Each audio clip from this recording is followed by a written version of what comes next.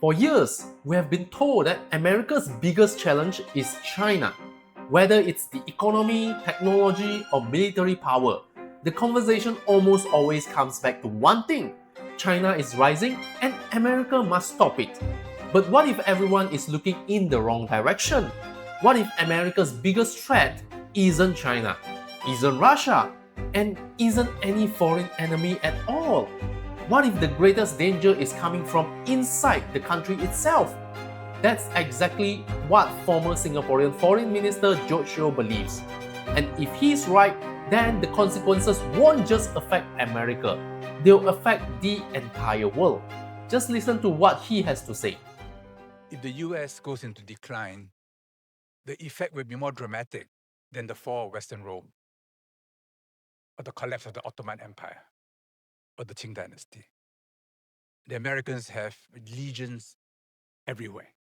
They have 800 military bases, 12 aircraft carrier battle groups. And for a period after the collapse of the Berlin Wall and the Soviet Union, they thought of themselves as a new Rome. It cannot last. And whether it can last or not depends not only on external balance of forces, but on America's own internal strength.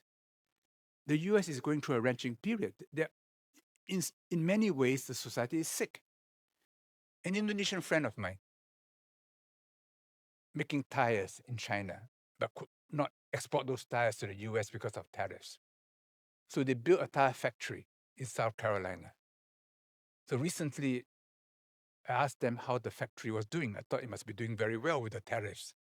He says no. When they started recruiting workers, the HR manager asked them, what level of criminality will you accept? They said, oh no, what do you mean? I don't want criminals. No. They said, no, be realistic. This is manual work. You need the hands and legs. Be realistic. And when they conduct random urine tests, over half the workers test positive. So when Trump bombs Venezuelan boats or goes after Mexico, there is, in fact, a realization that they are being poisoned. In the 19th century, the opium trade brought enormous fortunes to all wealth in New England, the Yankee Clipper trade, to the British. And till today, many of the most important endowments to Ivy League colleges in the US came from profits from the opium war trade, from the opium trade. But can you blame the exporters of opium to China? Because the demand was there. Why was the demand there? Because in the 19th century, Chinese society was sick. And however hard you may blame Colombia and Venezuela and Central America and Mexico, or China for fentanyl, why is there such a demand for painkillers in America? And for as long as you blame others and not yourself, the healing cannot begin. But there is a movement in America now, mostly right-wing, and they support Trump. And they recognize that if you don't get the family right, if you don't restore all values, if you do not see the corrosiveness of woke culture, then your society becomes sick.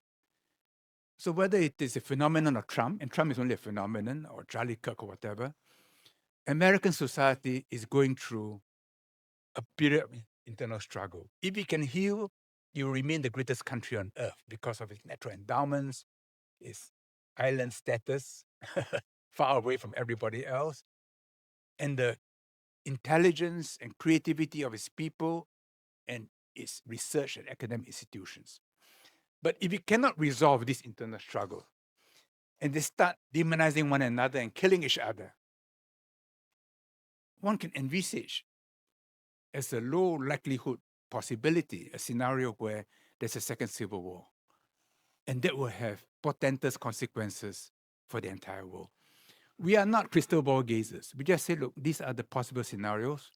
If it's this, where am I? If it's that, where am I? If it's here, where am I? And then we place our bets accordingly. Never put all your chips on one number. If there's one country whose future matters to everyone, it's the United States. The US is still the world's largest economy by nominal GDP, the issuer of the world's reserve currency, and the leader of one of history's most powerful military alliances.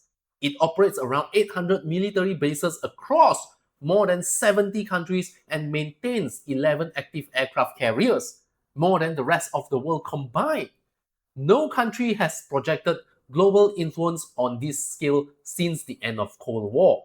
But history teaches us something important. Great powers rarely collapse because another country defeats them. More often, they weaken from within.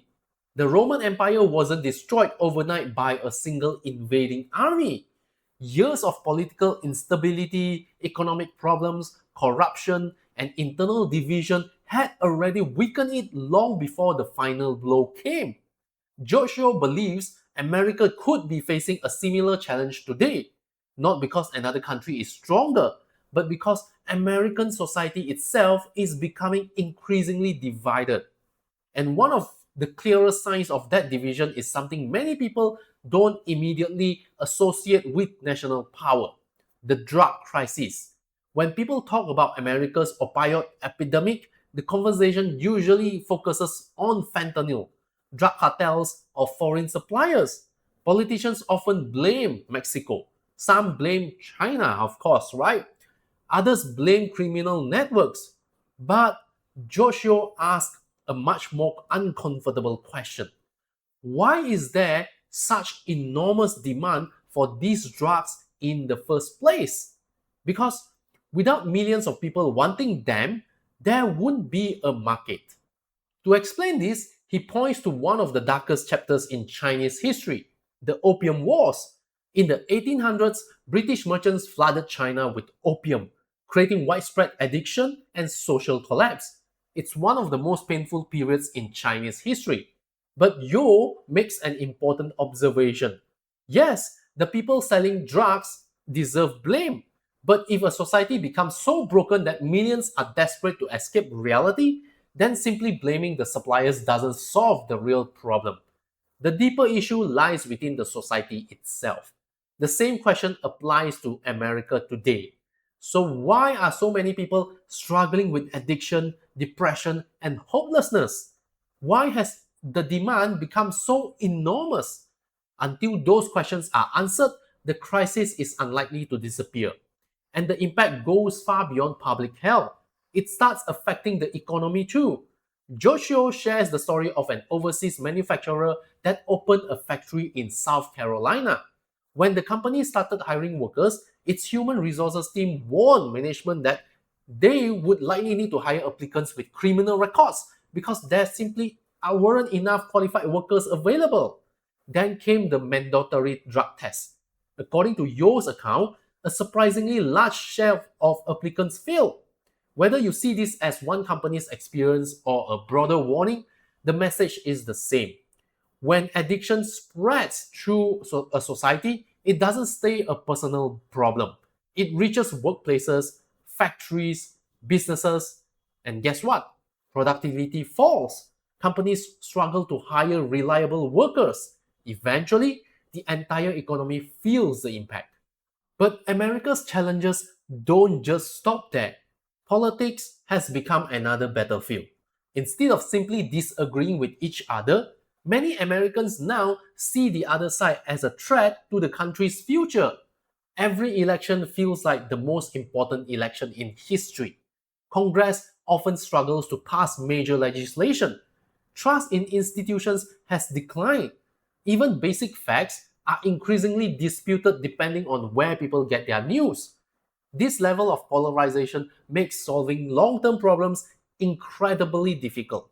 Issues like the national debt, healthcare, infrastructure, education, and housing require cooperation over many years. But if every political battle becomes a fight to defeat the other side, those problems continue to grow. And that's exactly why Joshua believes America's biggest challenge isn't another country. it's America itself.